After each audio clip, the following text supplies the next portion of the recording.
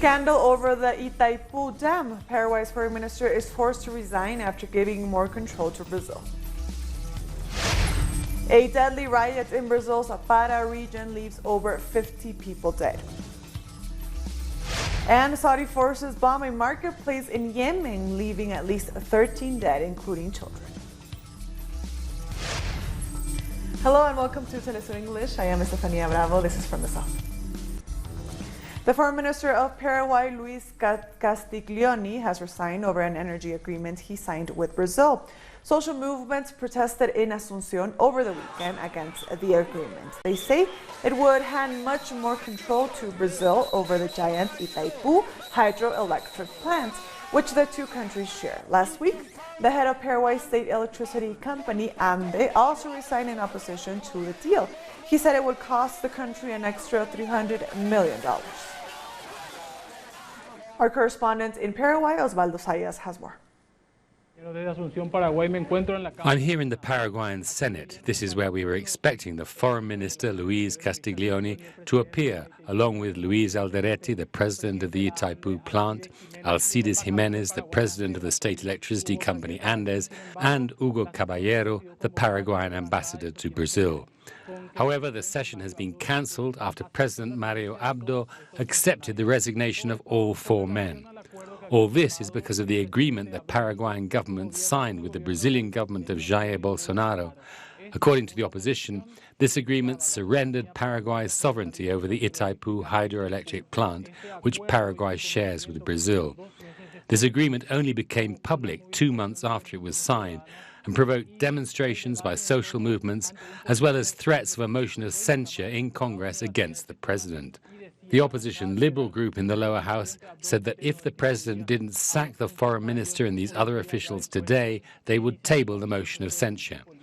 The Senate is now going to debate a motion that would leave the agreement between the Paraguayan and Brazilian governments without effect. We thank our correspondent Osvaldo Sayas for that report. At least 52 prisoners have died after a riot broke out at the Altamira prison in north of Brazil. Reportedly, a fight between criminal groups started when breakfast was being served. According to state prison authorities, at least 16 victims were beheaded, while others were asphyxiated. The inmates later set fires around the prison, preventing authorities from entering for about 5 hours. No prison staff were injured, although 2 were held hostage, but later were released. Moving on, Bolivia's Minister of Hydrocarbons has condemned the plans of opposition presidential candidates who seek to privatize the sector. According to Minister Luis Alberto Sanchez, the plans of right-wing candidates Carlos Mesa, Victor Hugo Cárdenas, and Oscar Ortiz for the hydrocarbon sector will lead to a significant increase in fuel prices, as these candidates have proposed the privatization of the state-owned oil company YPBF. The government of Evo Morales was responsible for nationalizing the company, which today has assets worth $20 billion in addition to owning the country's oil and natural gas reserves. Environmental movements in El Salvador are asking the National Assembly to pass legislation to limit the damage caused by the use of plastics. They want controls on the use, the production and sale of plastic products, especially single-use ones. The pollution of rivers and the sea by huge quantities of plastic has become a worldwide concern. In El Salvador, environmentalists are demanding regulation of these products, which are damaging to health. It's a very long-lasting material. It can take 500 years for plastic to decompose. However, it was only invented a century and a half ago, which means that all of the plastic items that we have ever created are still there, some in waste tips, some in the ocean. Global plastic production is estimated to be 400 million tons per year. The low level of recycling means that many of these items end up in the sea. It ends up being food for the fish, and then we eat the fish. Every week, each human being consumes enough plastic to make a credit card. In 2014, there was 1 pound of plastic in the ocean for every 5 pounds of fish. By mid-century, we are going to have more plastic than fish in the sea. That's why environmentalists came to the Legislative Assembly to increase awareness among lawmakers about the damage caused by plastic, and to urge them to legislate to limit its production and sale, especially for products that are only used once. The law that we have presented is short. It has 22 articles. It attributes direct responsibilities to companies and, of course, to all citizens. Since we all have a responsibility not just to throw plastic in the garbage, but to recycle it, the non-generation of waste is the main commitment. The toxic components used to manufacture plastics have serious consequences for human health. These range from stunt growth and weight loss among children under 12 to negative impacts on the immune and reproductive systems. More than 40,000 liters of diesel have been spilled at a terminal belonging to the Cap Mining Company on Guarelo Island in Chile. The spill occurred 250 kilometers northeast of Puerto Natales. The Navy said that they have managed to recover close to 15,000 liters of contaminated water. 2 specialist ships were sent to the site to control and mitigate the damage. Authorities have started an investigation into the cause of the spill. The director of Greenpeace Chile asked for transparency from the Navy and the mining company. We move to Honduras, where out of all the people who migrate, 43% are women, 7% are children, and 50% are men. That's according to the International Organization for Migration. Its recent report says the number of women migrating has increased because of violence from criminal gangs. Many mothers flee Honduras with their children because the country is unsafe and there are no jobs to support their families. The truth is, there is no work here. You cannot find employment. I applied many times, but they just keep my applications and never call back. It's impossible. According to the Mexican Committee for Aid to Refugees, MAR, up until June, Honduras was the country with the highest number of asylum requests, 52% of the total. Most say they have been threatened by criminal gangs back home. The country faces huge challenges in terms of inequality and unemployment, but also of violence, which makes it even more difficult to find solutions. In addition to the lack of state aid for victims of the widespread violence, there is a total absence of social policies to tackle poverty, which affects 68% in Honduras, and this causes even more insecurity. All this mass migration where families with children, sometimes children traveling alone, join these big caravans, stems from just one thing: the complete failure of social policies and the lack of any opportunities for inclusion or participation in the country. Feminist organizations say the government has also failed to look after the women and children locked in detention centers on the border or inside the United States. At this point, the government is not meeting its obligations. We have to demand it carries out its legal duties. Unfortunately, there's no security at all for all those people who migrate and find themselves in those places. According to the organization Casa Alianza, 200 children migrate every hour, and since the end of last year, the number has been going up. A week ago, the Trump administration announced fast-track measures to deport migrants without an appeal. And this weekend, Guatemalans took to the streets to protest against a safe third country agreement between their government and the United States. So what is the situation now facing Central American migrants? To talk more about this, we are joined live from Honduras by Yolanda Gonzalez. She's a research coordinator for human rights with the Jesuit Service Eric SAJ. Thank you, Yolanda, so much for joining us. Let's start with this safe third country agreement with Guatemala. What does this mean, and how will it affect Honduras and El Salvador? Well, this third safe country agreement basically implies that people from El Salvador and Honduras do not have the right to seek asylum in the United States if they went through Guatemala. The 90% of people fleeing violence in Honduras towards the United States goes through Guatemala. And if they arrive at the United States and they seek asylum, they will be deported to Guatemala, because if we read the agreement, Guatemala is supposed to be a safe country. There are 2 exceptions in the agreement: one, the non-accompanied minors, and the other one, the people who enter with a visa. But we have to say that this agreement, I think we all agree, is not only against national legislation, international human rights framework, but also is against court decisions, either in Guatemala and United States. To consider Guatemala a safe country is ignoring that, for example, regarding United Nations reports, last year, 30,000 people from Guatemala fled violence and ask and seek asylum or are already refugees. You know? And Guatemala is a country with, I mean, unfortunately, with the highest rates, for example, of desnutrition in Latin America, of non-desired pregnancy in Latin America. The Constitutional Court in Guatemala, if probably you know, last week granted an amparo provisionally against the agreement before it was signed by the government, pointed out that this agreement would suppose such impact in Guatemala.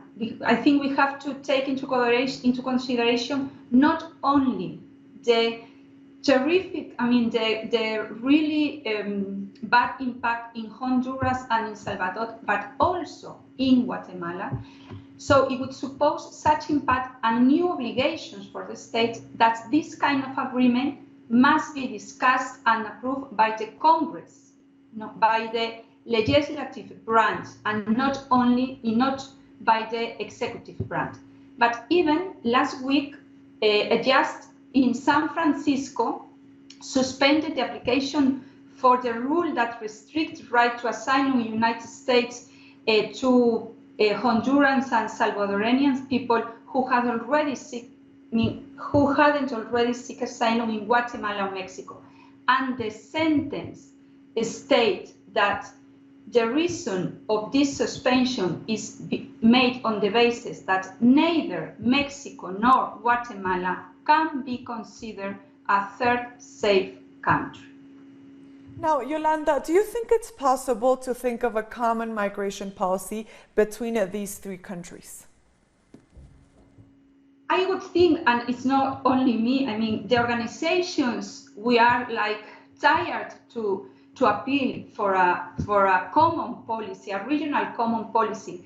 Even we like to dream not only these three countries, but also a Mesoamerica common proposal with Mexico, ¿verdad?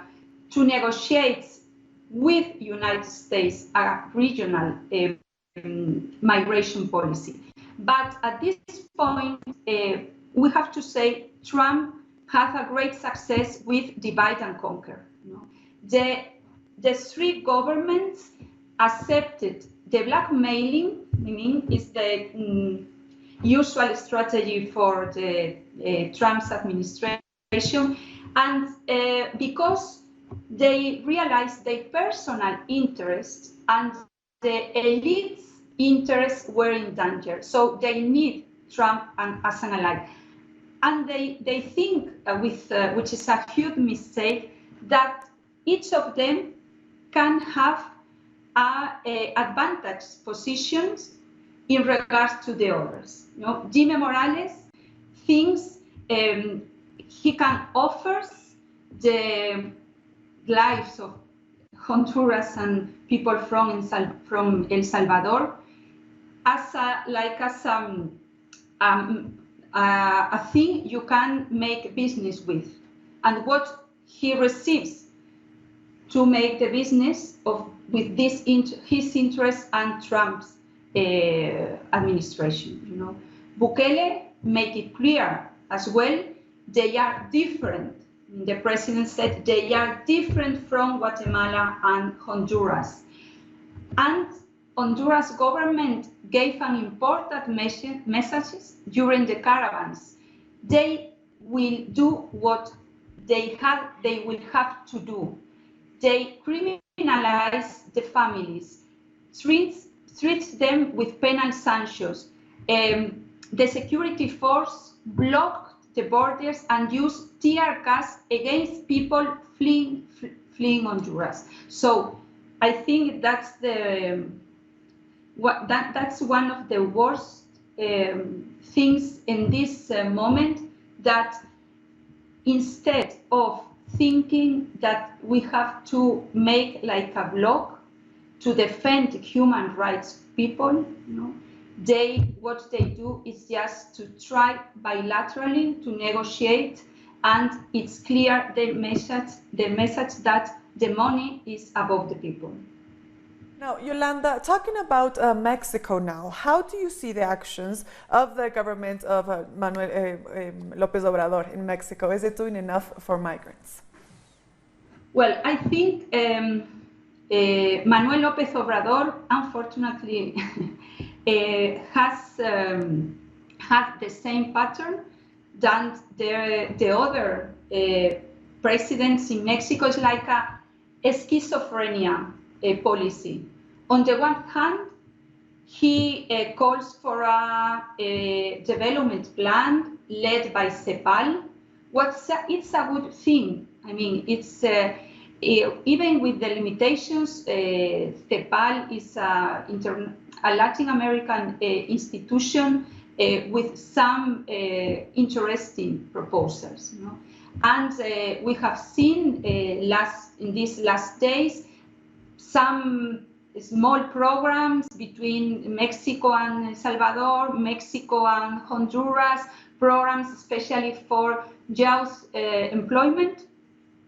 Well, we have to say this is a good thing. It's not enough, and it's not concrete, this plan. But although this is a good policy, we have the other side. They place 6,000 national force. Is like a military police body. It's a mixed body, just to contain the Central American people. Using the force is it's necessary, separating families, with intimidating the albergues, the defenders of migrants. So you cannot say, as they said last week, that they are trying to implement a migration policy granting the human rights and the dignity of people if you played 6,000 forced to stop the migration. Yolanda, we thank you so much for your time for Telesur English. We have been speaking with Yolanda Gonzalez from Honduras. Coming up after the break, at least 7 protesters, including 4 children, have passed away. Stay with us.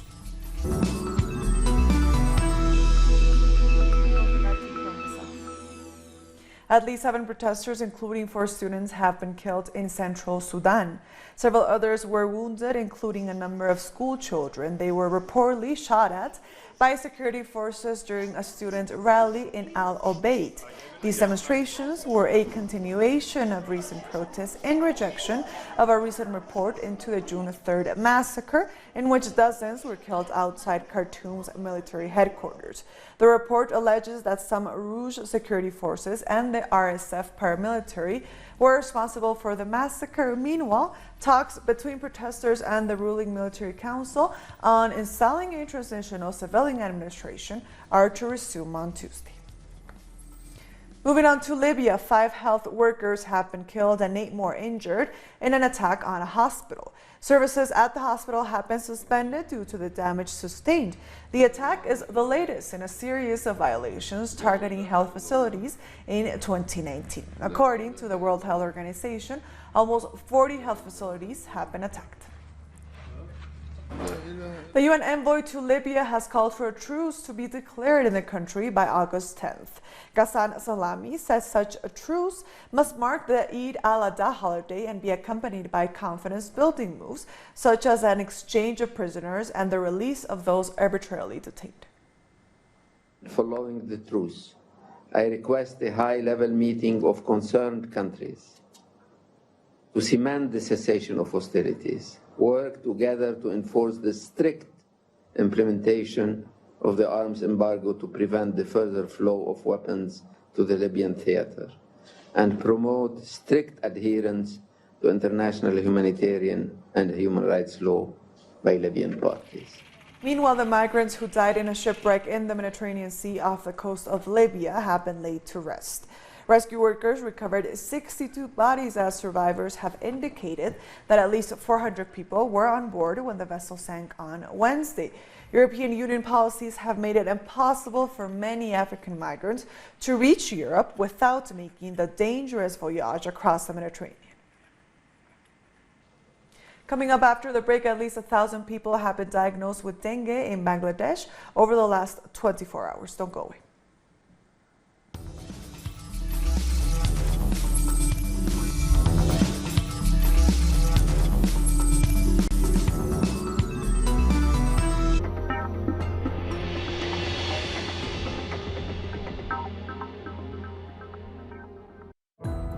Our actions have an impact on the environment.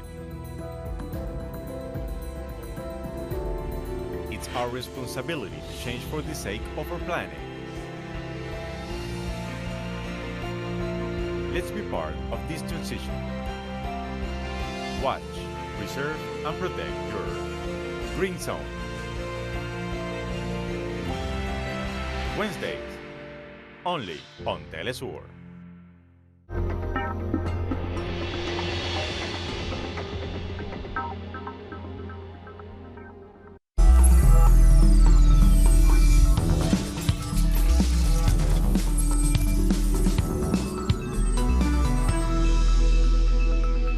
Back to From the South.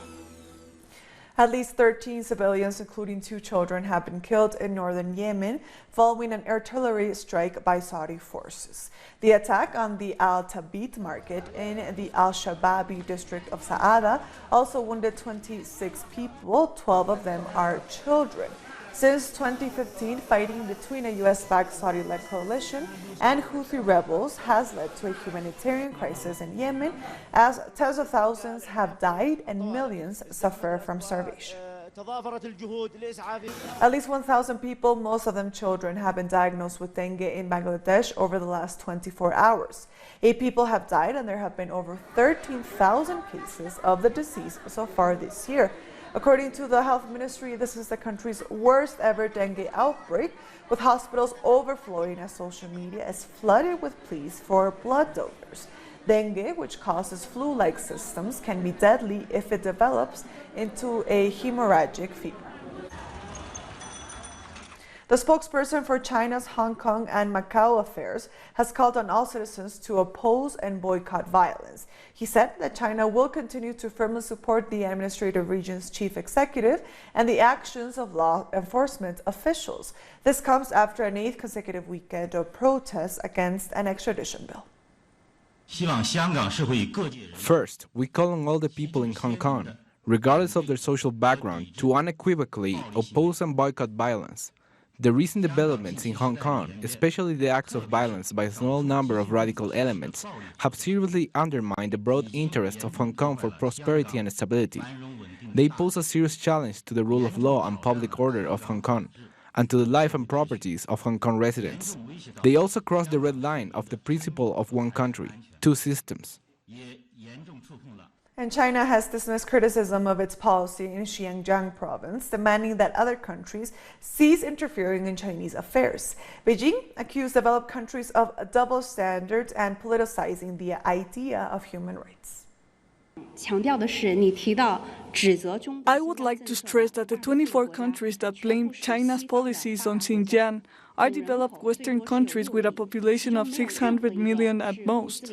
Neither any of these countries is a Muslim country, nor any of them is a developing country. But those more than 50 countries which support China come from continents including Asia, Africa, Latin America, and Europe, With a population of about 2 billion, and 28 of them are member states of the Organization of Islamic Cooperation, with a population twice than the 24 countries. It is clear to see whose words are true and whose are fake and which sides stand by the justice. At least 4 people have been killed in a shooting at a food festival in the U.S. A 6-year-old boy is among the dead, as another 15 were left injured.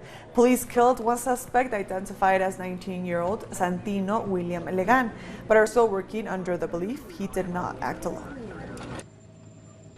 We found out, some of the federal agencies helping us out. We found out that the rifle that this suspect used was an SKS. It was a AK-47 type assault rifle. It was purchased legally in the state of Nevada on July the 9th of this year. And I will confirm that the suspect is the person that several news media have been inquiring about, Santino William Logan, who is 19 years old.